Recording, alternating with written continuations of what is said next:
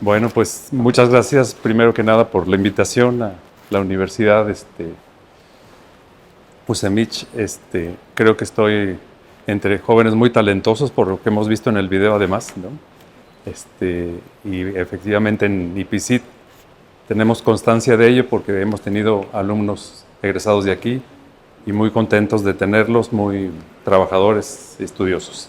Entonces, pues estoy seguro que muchos de ustedes van a lograr, o la mayoría, pues seguro, van a lograr grandes cosas en su carrera. Bien, entonces, primero que nada, quería comentarles, voy a dar un poco el panorama, cómo está lo de la energía dedicada a la refrigeración. Hay un creciente aumento en las necesidades de energía para la refrigeración. Estamos hablando del orden de 20% del consumo está dedicado a la refrigeración y normalmente tanto el crecimiento de la población como también el desarrollo de países que van subiendo económicamente como China y creo que está muy alto, China y la India, pues va a hacer que cada vez sea más importante la necesidad de energía.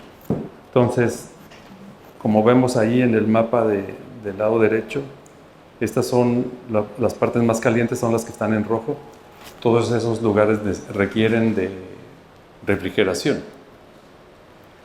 Evidentemente, una buena parte de ella está en los domicilios y también en los edificios. Pero el problema es que pues, no todo el mundo tiene acceso a tener un aire acondicionado, ¿no? Entonces, bueno, obviamente parte del problema también es que ha ido subiendo la temperatura del planeta. Entonces, varios datos importantes, uno de ellos es que la demanda para enfriamiento particular tendrá un aumento de 45% en 2050 respecto a 2016. Es decir, de 7 a 12 exajoules, que es, para que se den una idea, un exajoule es 1 por 10 a la 18. Si saben cómo se llama esta cantidad, ¿no? Sería un millón de billones, ¿verdad? Y entonces, solo un tercio de la población que vive en zonas cálidas tiene aire acondicionado, por cuestión económica o por lo que sea. También por otro lado tenemos que desde antes del desarrollo industrial y proyectado para 2035 se tendría un aumento de temperatura, por lo que ellos dicen, del orden de 1.5 grados, que parecería poco, pero puede representar un cambio climático importante. El otro asunto es lo que les comentaba, China y la India van subiendo económicamente, entonces cada vez más personas tienen acceso a poder comprarse un aire acondicionado para su casa. Y obviamente la India y China tienen zonas muy cálidas. Entonces, lo interesante es que se tuvo un aumento de 60% en 10 años, pero se va a triplicar en esta década. O sea, para el año 2030 tendríamos el triple todavía más de equipos que se van a utilizar para las casas, para refrigerar. Y bueno, la mitad sería para edificios, la otra mitad esencialmente, claro, hay una parte desde luego incluida la industria, ¿no? Acá esta gráfica habla de cómo están el porcentaje de equipos, de casas que tienen equipos de aire acondicionado en algunos países. Aquí podemos ver que el porcentaje de personas que tienen aire acondicionado en Japón pues está arriba del 80%, al igual que Estados Unidos y Corea, por ahí anda. Sin embargo, por ejemplo, México está menos de 20%, ¿okay? Aún en las zonas que se requiere. Y pues está la India, que es interesante porque es un país que en general es cálido en buena parte de ese territorio. Y entonces y sabemos que esa población es muy grande, junto con la de China. que bueno, China ya empieza a tener bastantes, pero bueno, ya la India ya tiene mayor población que China, entonces eso va a representar un aumento importante. Bueno, este es un poco el panorama que quería mostrarles. Entonces, tradicionalmente los equipos de refrigeración y lo que uno puede comprar en el supermercado, pues utiliza algún gas que han ido cambiándolo constantemente para que tenga menor efecto sobre el ambiente, pero uno de los principales problemas pues sería que contribuyen al agotamiento de la capa de ozono, que nos protege de radiación ultravioleta, y también contribuye al efecto invernadero, que puede terminar haciendo que aumente la temperatura de la Tierra. Son tóxicos, inflamables y no tienen muy alta eficiencia, o sea, la que quisiéramos que tuvieran. Y bueno, también existen algunos materiales con los que podríamos sustituir a esos gases. Entonces aquí nos damos una idea con esta transparencia. Estos son los quad, que le llaman, corresponden a 2.9 por 10 a la 14 watt hora. No sé si sepan, pero cuando pagan la electricidad de su casa, les ponen la cantidad de kilowatt hora, que es el consumo en kilowatt hora, pues termina siendo una cantidad de energía que se consumió durante el bimestre, ¿sí? Bien, entonces estos que señalo en rojo son los que aparentemente emergen como métodos alternativos para la refrigeración. Entonces, el efecto magnetocalórico, termoeléctrico y el termoelástico, del que les voy a hablar un poco. Bueno, no agrego mucho. El sistema de refrigeración tradicional, esto está sacado de una fuente así, con acceso a todo el mundo. Entonces, básicamente la idea es comprimir un gas. Lo que hace su refrigerador el ruido que hace es un compresor, el que comprime el gas. Este proceso lo que hace es calentarlo, y ese calentamiento tenemos que hacer que se disipe. Por eso ustedes han notado que en la parte posterior del refrigerador está caliente. Entonces, después de que la temperatura de ese gas llega a la temperatura ambiente, se hace pasar a otra zona en donde se le permite descomprimirse, y esa descompresión de gas es lo que hace que se enfríe. Por desgracia, una manera de ver cómo funciona esto de descomprimir los gases, el reciente accidente trágico que ocurrió en la Ciudad de México. Si ustedes se dieron cuenta, en los videos había una especie de nube que iba por el piso, y eso es porque estaba comprimido ese gas. Esa descompresión lo enfría muchísimo, entonces hace una especie de nube, y la nube es básicamente la humedad que está junto al gas, que se condensa. ¿Okay? Entonces, esa descompresión es la que se utiliza en su refrigerador para, en cada ciclo, poder refrigerar. Entonces, esa descompresión produce un cambio de entropía enorme, que lo que produce es que este gas se enfría, y de esa manera absorbe el calor de los alimentos que están en el refrigerador. Y este ciclo pues se repite cada ciertos minutos, como ustedes saben. Tiene un cambio de entropía bastante importante, mayor a 100 joules por kilogramo Kelvin. Bueno, entonces, para quienes están trabajando en esto de materiales y quienes no, pues bueno, esto es una clasificación la más general que hay de los materiales. Del lado izquierdo tenemos todos los que son materiales convencionales, que todos los podemos identificar fácilmente, los que son metálicos, cerámicos o poliméricos. En la vida diaria nos encontramos por donde quiera, y algunos de ellos también estamos habituados a ellos, como las llantas de un auto, que es un material compuesto, que es un polímero, un elastómero reforzado con partículas de negro de humo, que le llaman, es grafito. También el cemento armado, que serían varillas de un material metálico dentro de un cemento del concreto, perdón, que sería un cerámico. Los Ermets, que son las herramientas de corte, cuando ustedes han visto que cortan el pavimento, lo utilizan, es un material compuesto también, etcétera, ¿no? Y todas las fibras reforzadas polímeros reforzados con fibra de carbono o con fibra de vidrio. Todos ellos son materiales compuestos.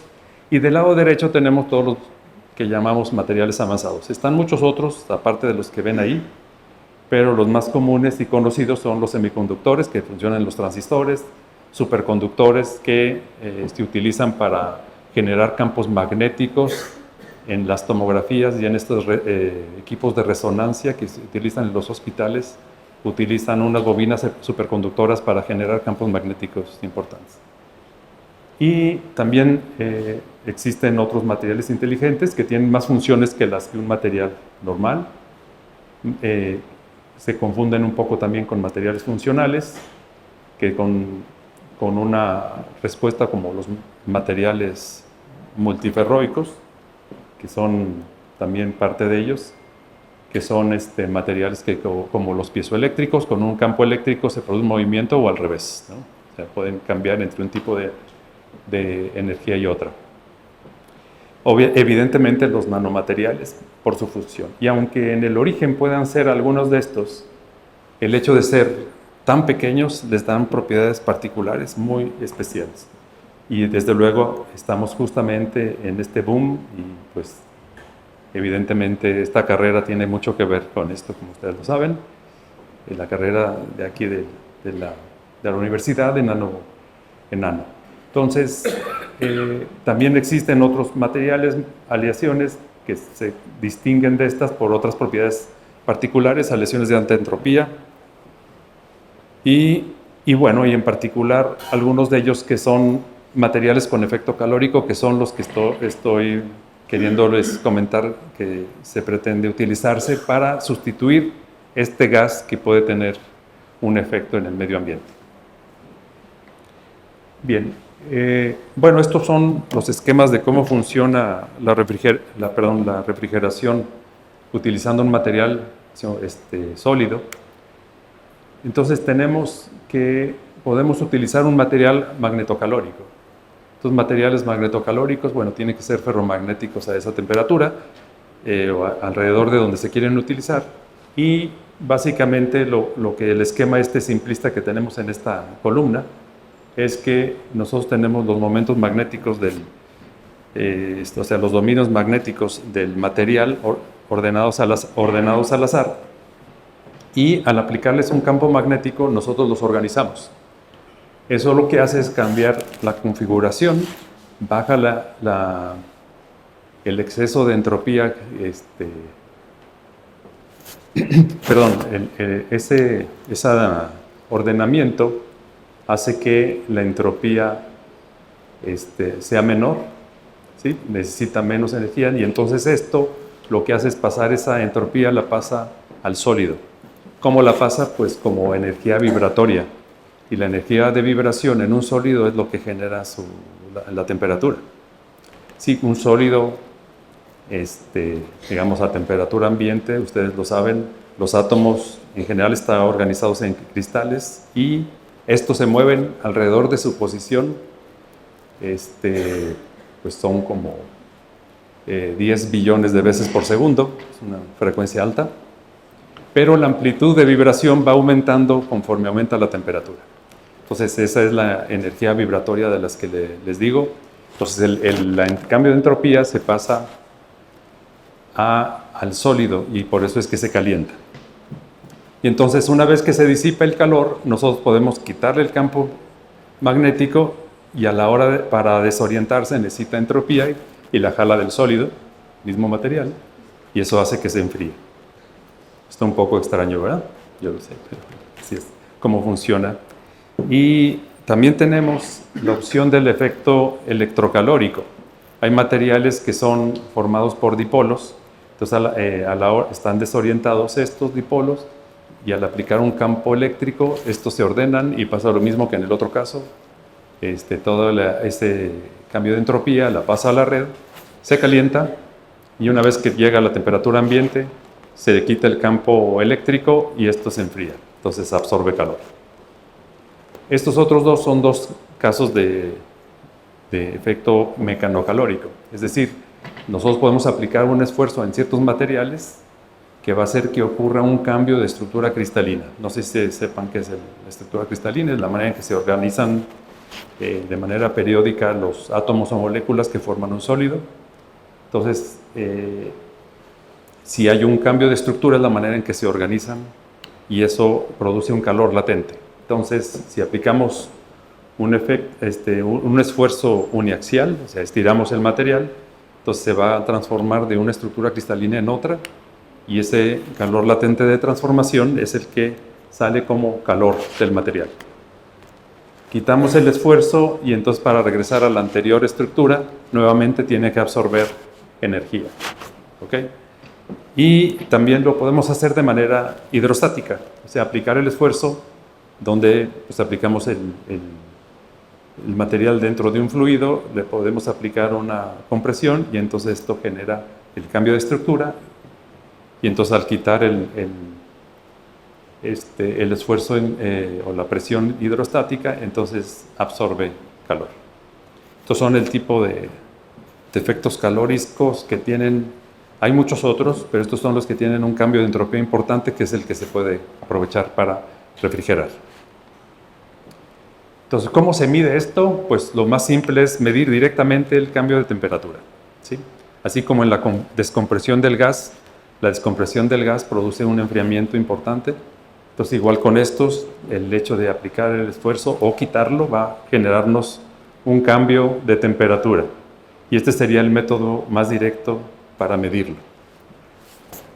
Existe una manera también indirecta que se hace en laboratorio, que básicamente sería el cambio, este sería el cambio de temperatura adiabático y el otro sería el cambio de entropía isotérmico. Entonces, en este caso, nosotros lo que hacemos es determinar curvas de formación en función de la temperatura, y de ahí calculamos este cambio de entropía. Este debe haber sido un subíndice, disculpen. Es un cambio de entropía isotérmico, se mide en joules por kilogramo Kelvin. Entonces, como les digo, los sólidos pueden tener un cambio de entropía no tan importante como el gas, pero la ventaja que tiene el utilizar un sólido es que podemos hacer los ciclos mucho más rápido que en el caso de un refrigerador normal. Ustedes saben que el refrigerador, si está cerca en la cocina, se prende un rato, luego se apaga. Cada vez que se prende es que oyen ustedes el ruido, es porque está funcionando el compresor. Y si se dan cuenta, no va demasiado rápido. Entonces, por eso es que puede ir sustituyendo este sistema de el principio físico cambia. Obviamente, aunque el cambio de entropía puede ser no tan importante como los gases, se puede hacer de manera más rápida. Ya nada más dependería de la velocidad con la que podemos extraer el calor o que hagamos que absorba el calor, el material. Y bueno, de tres efectos calóricos importantes, está el barocalórico, es el que está por presión hidrostática, y entonces algunas sales como sulfato de amonio tiene una capacidad muy alta. Y algunos compuestos como estos que están aquí, con tierras raras, que es lantano, con hierro, cobalto, silicio, etc. No se alcanzan a ver, creo, disculpen, están muy pequeños las gráficas.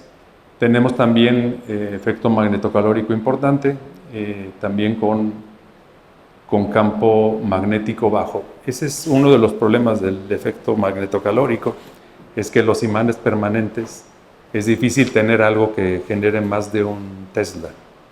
Entonces, no sé si se han dado cuenta, ya pueden comparar unos imanes que están metálicos por fuera, pero en realidad por dentro es un polvo que tiene neodimio, hierro y boro, y esos, nomás que les ponen algún metal encima, y los más potentes que pueden conseguir tienen un campo magnético del orden de un Tesla. Entonces, eso era importante, tener un efecto magnetocalórico, pero con campos magnéticos bajos. Sí hay muchos materiales que tienen un efecto magnetocalórico muy importante, pero tecnológicamente es un problema generar un campo magnético de 5 o de 9 teslas. La única manera es utilizando, fíjense que hay contradicción, utilizando bobinas superconductoras que tienen que estar metidas dentro de helio líquido, y la energía necesaria para mantener ese helio líquido es tremenda. O sea que es donde tienen que estar metidas y aparte, pues evidentemente alguien que tenga un marcapaso va a abrir el refrigerador, si así funcionara, pues podría perder la vida ahí, ¿no? Entonces, generar un campo magnético en un refrigerador comercial, pues estamos restringidos a un Tesla y en ciertos casos, con un circuito magnético particular, alcanzar cerca de 2 Teslas. Entonces, esa es la limitación que se tiene con ese efecto calórico. Y bueno, también tenemos el electrocalórico, que tenemos titanato de bario y que tiene, pues, para intensidades de corriente son 3000 volts por centímetro. Es importante, pero el cambio de entropía está del orden de 2 joules por kilogramo. Muy bien, eso es más o menos para darnos una idea del orden de magnitud de cómo competirían estos. El esfuerzo aquí parecería que no es alto, pero en realidad sí. O sea, estos son gigapascales, entonces 0.3 son 300 megapascales. Desde el punto de vista ingenieril tampoco es trivial meterte este esfuerzo, pero es mucho más fácil de hacerlo que producir un campo magnético arriba de 2 Teslas. Bueno, ese es el panorama Entonces, entre esos materiales que son elastocalóricos, tenemos algunos de ellos que son los que tienen transformación martensítica. Esta es una foto de una aleación que es cobre-aluminio-berilio, que tiene transformación martensítica. Es para que se vean cómo cuando tiene una transformación de fase se generan estas plaquetas, son como agujas que se forman en cada cristal que forma el sólido. Es un poco diferente a la que se produce en el acero. En el acero genera un endurecimiento importante, por eso el templado en los aceros, pero en muchas otras no lo endurece, pero es una transformación de primer orden que tiene varios efectos interesantes, entre ellos el calórico. Importante es que este efecto elastocalórico, pues podemos aplicar un esfuerzo y podemos aplicar y quitar un esfuerzo y podemos hacer que genere calor o que absorba. Y ese es el ciclo que estamos pensando utilizar como un ciclo de refrigeración con material sólido. Y estas aleaciones, además, tienen, aparte de tener esta transformación de estructura cristalina, tienen efectos como memoria de forma. No sé si pudiera poner, alguien ahí nos ayuda para poner los videos, unos pequeños videos que traje para que vean cómo funciona esta memoria de forma.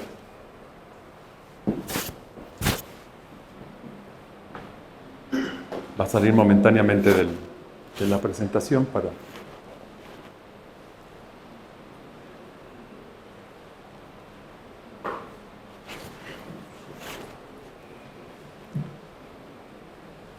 que se despierten algunos que están todavía desvelados.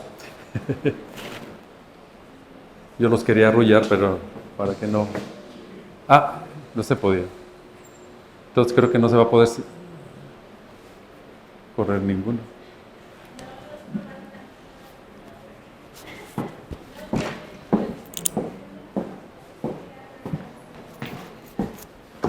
Permítanme. Un momentito. ¿Te puedo dejar Ya se está viendo ahí. Sí, ya. Bueno.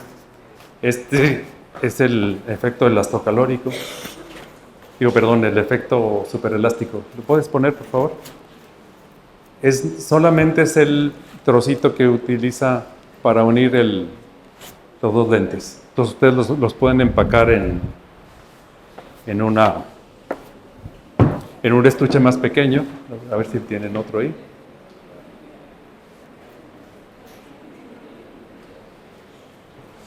Hay muchos otros, pero...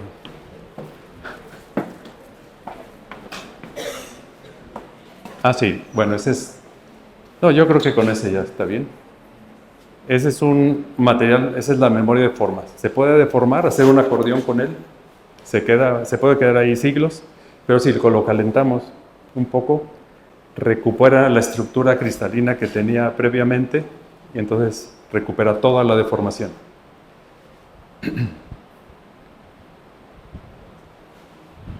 Entonces, lo que acabamos de ver son dos de los efectos exóticos que tienen estos materiales, ¿no? O sea, uno esperaría. Muchas gracias.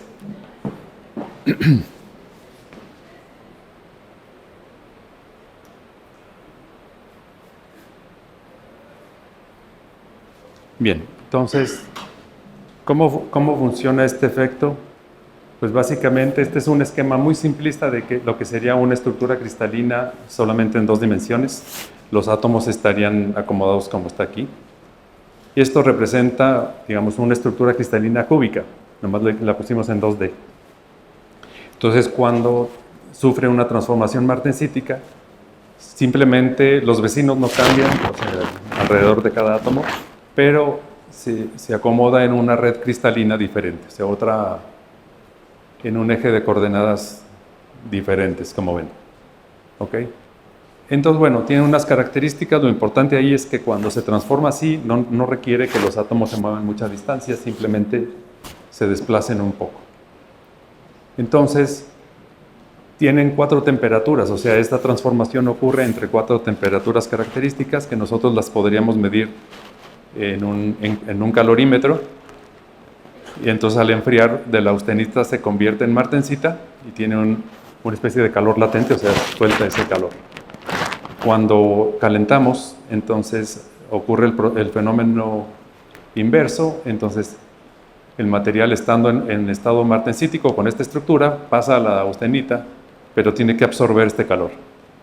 Entonces este es exotérmico, este calor, y este es exotérmico, y este sale y este entra. Si nosotros integramos estas curvas del área barrida, podemos determinar el porcentaje de fase transformada como el área barrida aquí. Entonces podemos encontrar las 4 temperaturas, que son estos 4 puntos, y la histéresis, que sería el intervalo de temperaturas en donde ocurre la transformación. ¿Ok? Y bueno, entonces este efecto calórico, como lo hemos mencionado, puede ser cambio de temperatura adiabático, método directo, perdón, el método indirecto, y el método directo sería el cambio, perdonen, algo estoy desbaratando esto, perdón, y el cambio de temperatura adiabático y el cambio de entropía isotérmico. Esperen. Bueno, entonces estos son los efectos: magnetocalórico, electrocalórico y mecanocalórico, los más importantes. Y este mecanocalórico serían estos. Yo los voy a hablar de elastocalórico principalmente. Y entonces, simplemente tenemos la posibilidad de que ocurran en el otro sentido. Hay materiales magnetocalóricos que al aplicar el campo magnético se calientan, como les mostré en los diagramas anteriores, pero también al magnetocalórico inverso, es decir, al aplicar el campo magnético se enfría. Y en el caso elastocalórico, solo en un caso muy particular de una aleación con rodio, ocurre eso de que a la hora de aplicar el esfuerzo se transforma, se enfría. Generalmente es al revés. Bien, entonces, generalmente son convencionales. Entonces, el método indirecto, pues, sería calcular este cambio de entropía. Entonces, como les digo, el ciclo de refrigeración, la estructura cristalina está así, de nuestra aleación, aplicamos el esfuerzo, y esto hace que libere calor por el cambio de estructura cristalina. Después, ya que está a temperatura ambiente, a la temperatura del medio, quitamos el esfuerzo y entonces recupera la estructura cristalina que tenía, pero está más frío, entonces absorbe calor y ya regresa al punto inicial. Entonces la idea es hacer estos ciclos varias veces por minuto para poder hacer un refrigerador elástico de estos. Ahora, hay otro problema, el hecho de la histéresis que les había comentado hace un momento. Disculpen que me regrese así de rápido. Esta histéresis es muy importante, y también el intervalo en donde puede transformar. De esta temperatura a esta, nos habla entre qué temperaturas ocurre, pero aparte la histéresis, o sea, qué tanto es el ancho de esta transformación. Es decir, entre el estado totalmente martensítico y el estado austenítico, ¿qué tanto intervalo de temperatura requerimos? O sea, ¿qué tanto tenemos que alejar una temperatura de otra? Entonces, eso hace que tengamos solamente una parte reversible en temperatura, que sería esta que está barrida en verde. Entonces ya les estoy hablando de los problemas, otra vez, que se tienen, lo voy a poner aparte, perdón. Los problemas que se tienen con estas aleaciones y cómo estamos intentando resolverlos, ¿no? Y entonces, por otro lado, tenemos cómo medimos el cambio de entropía. Entonces, del cambio de entropía queda aquí graficado como esta línea roja para el caso de un cambio de entropía magnético. Y entonces, estas áreas que están aquí determinadas son, digamos, las convenciones para saber qué tanta capacidad refrigerativa tiene el material. Ya desde el punto de vista ingenieril, esto es importante para alguien que hace un diseño de un refrigerador. Bueno, el equipo de trabajo, pues somos algunos investigadores que estamos trabajando actualmente aquí en México y tenemos, bueno, aquí él también está en México, pero bueno, son otros colaboradores que no trabajan tan directamente. Y bueno, algunos estudiantes de doctorado, aquí presente el casi doctor ya, Luis Ángel, y otro alumno, David Ismael Pineda, y dos alumnos de maestría actualmente. Entonces, voy a comentarles un poco en qué estamos trabajando últimamente. Entonces, algunas de las aleaciones con las que hemos trabajado como estas, que son níquel con manganeso y galio o con indio, tienen grandes ventajas, tienen una histéresis muy baja, entonces más zona reversible, y por otro lado, a efectos bajos podemos tener un efecto calórico importante. Eso también es muy interesante. Sin embargo, son frágiles, entonces no podemos utilizar esfuerzos muy, muy importantes. ¿Ok? Esa es la limitación. Tenemos otros que son, todos los elementos están en el bloque D de la tabla periódica, si la conocen todos ustedes, desde luego. Entonces, en los metales de transición que les llaman, están todos ellos, que es níquel, manganeso y titanio. Entonces, estos tienen las grandes ventajas de que tienen alto efecto calórico, pero a esfuerzos muy altos, pero además resisten. ¿Qué desventaja tiene? Que su histéresis es muy grande, entonces limita la parte reversible del efecto para utilizarlo en un refrigerador. Entonces, por lo visto, pues la reversibilidad es importante para la aplicación. Entonces, ¿cómo resolver esto? Pues entonces comenzamos a trabajar, con un proyecto de CONACYT, estos de Ciencia de Frontera, y uno de los estudios que hicimos fue, estos son los picos de transformación en enfriamiento, todos los de la parte superior y estos de la parte inferior, y esto cambiándole la composición a níquel, manganeso, titanio, simplemente agregándole, o sea, cambiando muy poco, solo agregando indio, galio, hierro o cromo. En este caso es para el caso del indio, como ven, con poquito contenido de por ciento atómico, podemos hacer que bajen rápidamente las temperaturas de transformación y tenemos un intervalo de transformación muy pequeño, porque son picos muy estrechos. Para el caso del galio, pues también bajan, pero un poco más moderadamente. El efecto que tienen los otros, que sería el cromo, que son los primeros casos, estos dos son del bloque P, que son elementos que están en otra parte de la tabla periódica, es el bloque que está a la derecha. Y estos otros, cromo y hierro, están dentro de los metales de transición, del bloque D. Entonces acá cambia muy, muy poco y de hecho más bien sube las temperaturas, igual para el caso del hierro. Entonces el hierro hace que suban un poco las temperaturas, no de manera tan importante como en los otros casos. Es interesante ver que estos elementos como el indio o el galio, en pequeña cantidad, hacen un cambio importante en la estructura cristalina, de tal manera que sus temperaturas cambian muy rápidamente. Bueno, entonces tengo que acabar rápido, porque ya se me fue el tiempo, que me parece. Y, bueno, ¿qué importante sale de ahí? Pues la histéresis.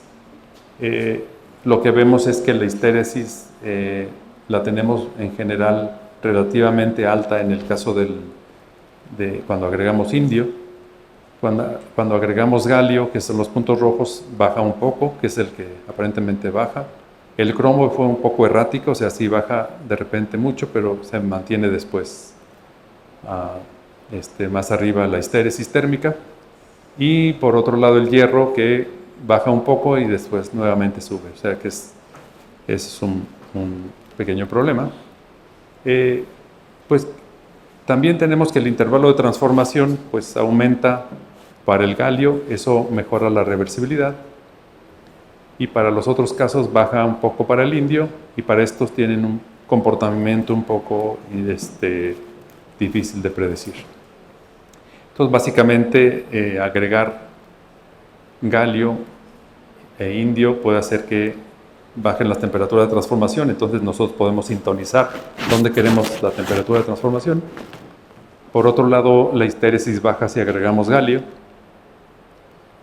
y el intervalo de transformación aumenta también con el galio, lo cual hace que podamos tener mayor reversibilidad. Entonces va un poco en el buen sentido que queremos.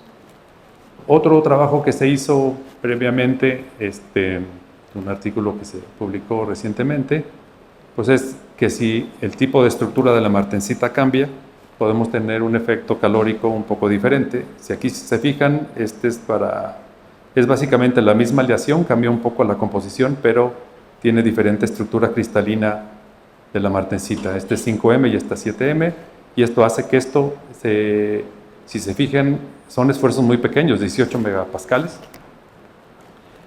y aunque este tiene menor cambio de entropía, tenemos una zona de reversibilidad mayor que esta de acá. Entonces es un resultado importante que no se había estudiado en la literatura previa. Entonces por eso se publicó en esta revista. Bueno, entonces, esos son los equipos algunos de los que tenemos, diferentes a los de microscopía electrónica y rayos X, que en muchos lados tienen. Pues quizá también son muy comunes, calorimetría y la síntesis, que es con un horno de arco. Este es uno más rudimentario, que es básicamente una máquina de soldar.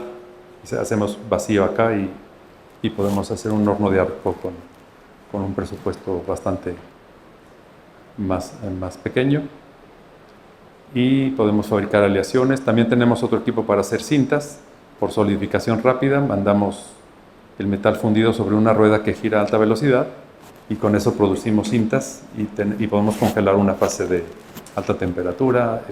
Así es como salen, ¿no? La cinta, este es el equipo que gira. Con un horno de inducción podemos fundir el material y luego inyectarlo, que salga por un orificio para que se forme la cinta. En fin, yo prefiero ya. Esos son los equipos con los que medimos el efecto calórico. Gracias. Y bueno, normalmente cuando son reactivas tenemos que encerrarlos en grafito para darles tratamiento térmico y que no se oxiden. Entonces, bueno, tenemos otro equipo que ya no va a dar tiempo de explicarles. No sé si tengan alguna pregunta. Muchas gracias por la atención.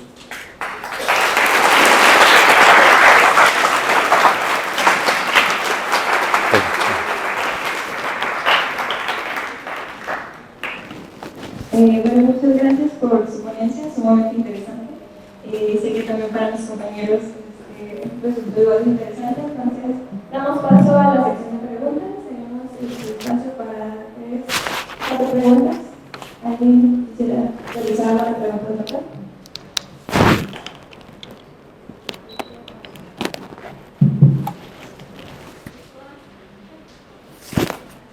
Bueno, muchas gracias, doctor.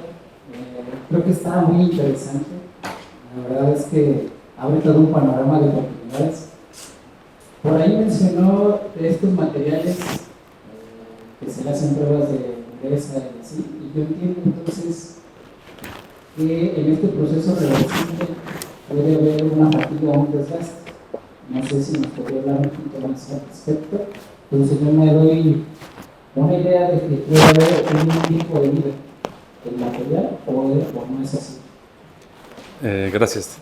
Sí, efectivamente, estos materiales, cuando tienen mucho cambio de volumen, cuando cambian de una estructura a la otra, una de las consecuencias, si el tamaño de cristal del sólido es grande, es que se pueden formar grietas ya desde que se fabrica. Entonces esa cosa evidentemente tenemos que resolverla con algún método, pero justamente ese cambio tan importante de volumen es el que nos da también un efecto calórico importante. Va un poco un reto desde el punto de vista de ingeniería, ¿no? Cómo resolver esa parte para que quede bien. Nosotros, el último equipo que mostré ahí, podemos nosotros meter polvos de la aleación y sinterizarlos. En menos de 10 minutos tenemos ya sinterizado tanto polvo o trozos de cinta fabricada por solidificación rápida para tener tamaño de grano fino. Cuando el efecto calórico es importante, podemos contenerlo y evitar que tenga tanta fisura que con el tiempo vaya a generar la fatiga, ¿no? La fatiga es que puede ser que se generen fisuras, luego estas crezcan hasta el tamaño crítico y se quiebren, ¿no? Pero efectivamente, o sea, estamos trabajando que las aleaciones níquel, manganeso, titanio tienen una tenacidad muy alta, por lo tal este problema de fatiga no es tanto el problema. O sea, son mucho el número de ciclos que se pueden lograr sin que se quiebre, a menos que ya sea un esfuerzo excesivo, ¿no? Pero sí, tiene razón, o sea, es un punto muy importante a resolver.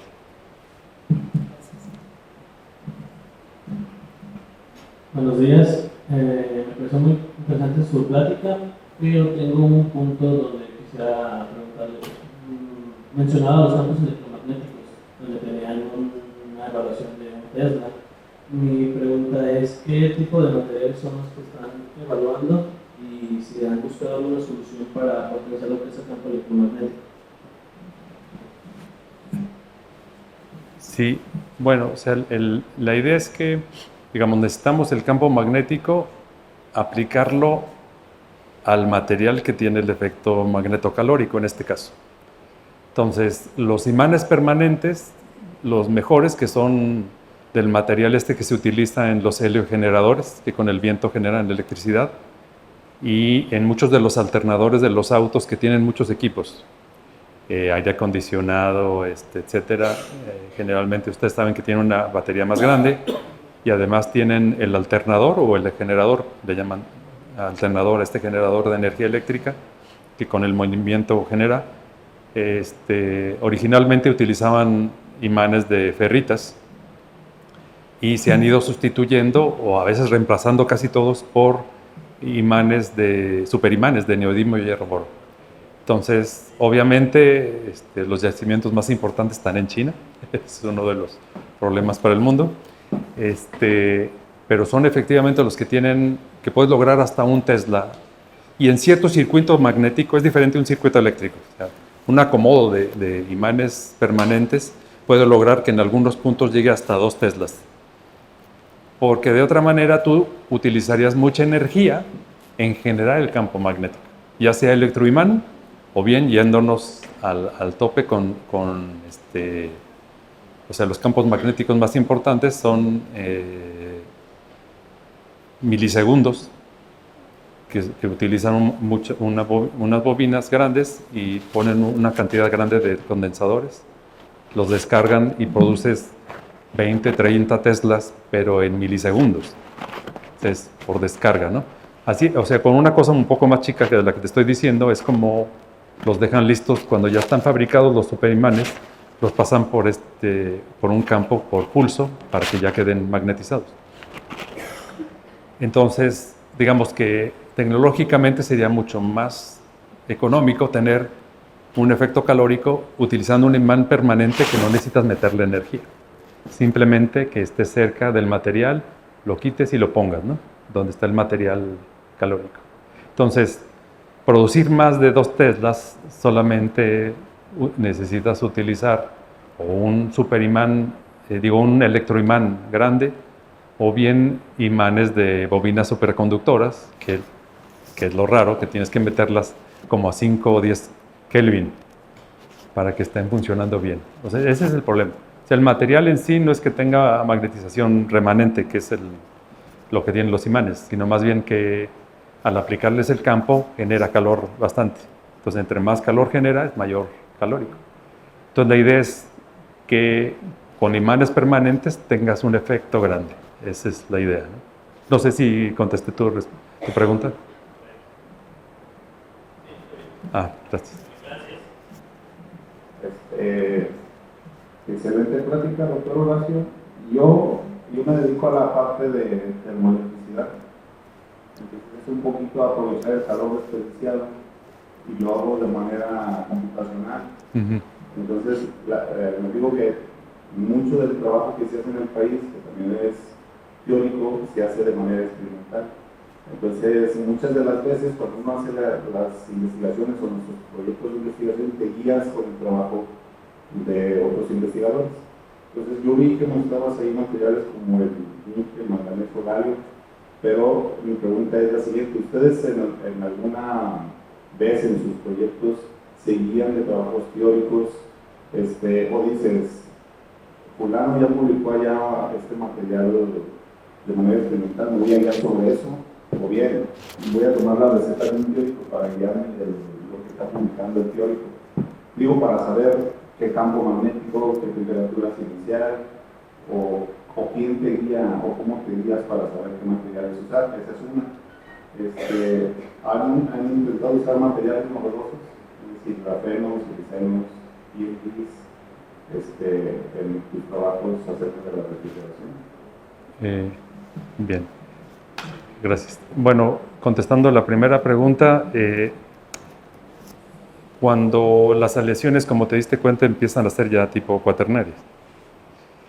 Ya nada más le falta un poco más para ya hacerse aleaciones de alta entropía. O sea, las aleaciones de alta entropía son, digamos, un nicho muy nuevo, tiene como unos 10, 15 años, que el hecho de meter más tipos de átomos, más tipos de elementos, en la estructura hace que tengan mucha estabilidad a alta temperatura en algunos casos o efectos que no se obtienen con los demás materiales.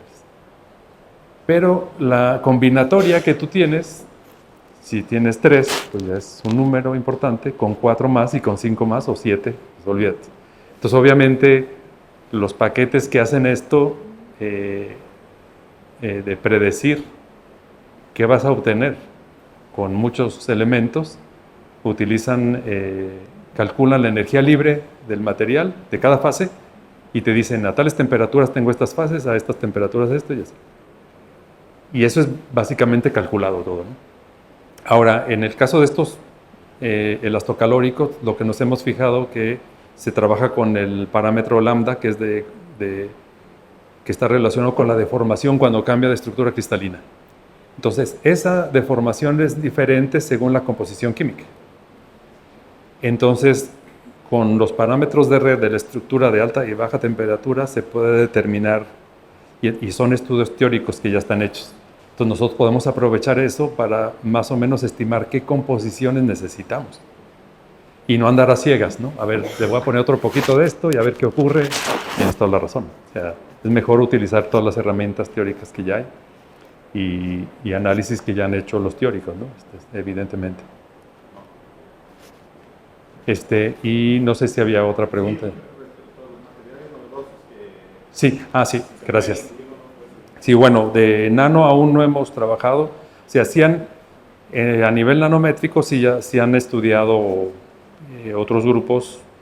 Bueno, un mexicano que está allí, ahora está en Arizona, pero cuando estaba allá en San Antonio, Miguel José Yacamán, él también trabajó la transformación martensítica, un grupo con el que trabajó con él, de nanopartículas. pero no hemos podido, digamos, el SPS, el sistema este de sinterizado, la idea es que tú puedes tener un sólido más macroscópico con nanopartículas. El que tenemos no es de pulso, o sea, tenemos que irle subiendo la corriente y luego ya bajarla, más o menos rápido.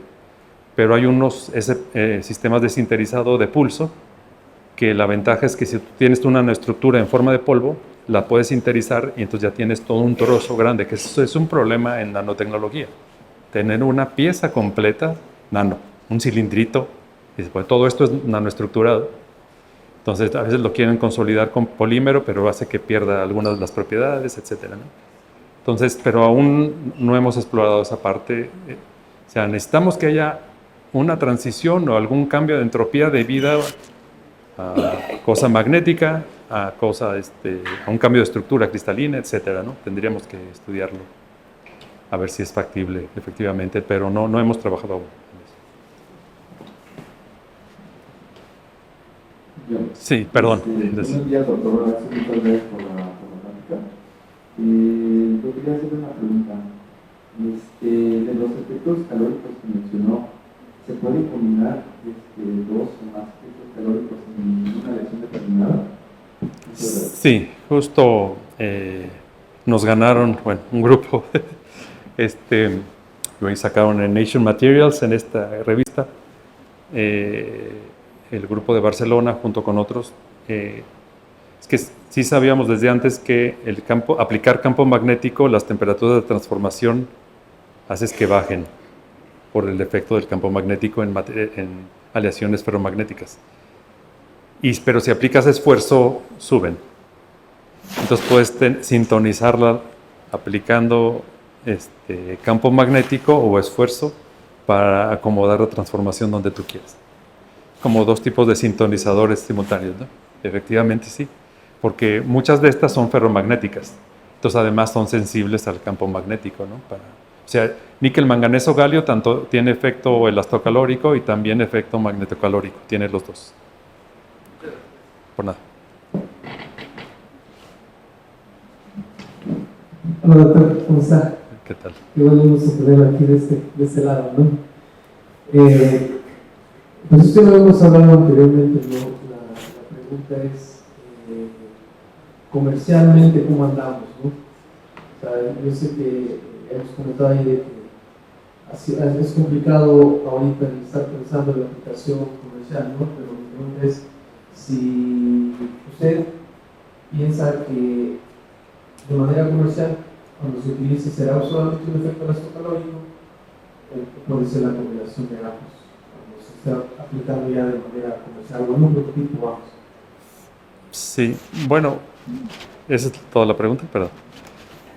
Gracias, Luis. Mira, muchos de estos materiales, y bueno, la tecnología tiene un tiempo como de maduración. O sea, los semiconductores los descubrieron hace muchísimos años, pero los primeros transistores ya comerciales para un equipo de sonido, un radio, una cosa así, ya fue en los años 50 que los empezaron a fabricar. Pero tardó cerca de 50 años. ¿Okay? Hay otras tecnologías, como la nano, o sea, en muchas cosas ha sido mucho más rápida. Entonces, a veces el hecho de que no estén todavía vendiéndose muchos refrigeradores magnéticos o elastocalóricos, digamos, en el mercado, a veces por un asunto ingenieril, o sea, cómo hacer eficiente todo el sistema, ¿no?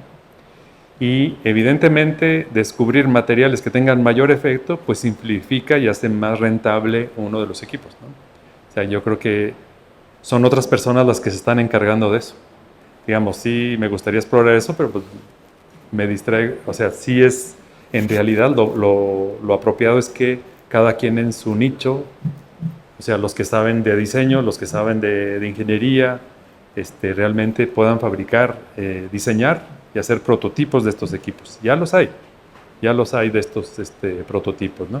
Pero todavía comerciales únicamente hay para enfriar vino, un magnético, ese sí lo venden en Europa, no sé si en Estados Unidos también ya. Entonces sí, ya hay algunos refrigeradores andando. Entonces ya será cuestión de tiempo, ¿no? Supongo. Sí, muchas gracias. Agradecemos nuevamente al doctor con un aplauso, por favor.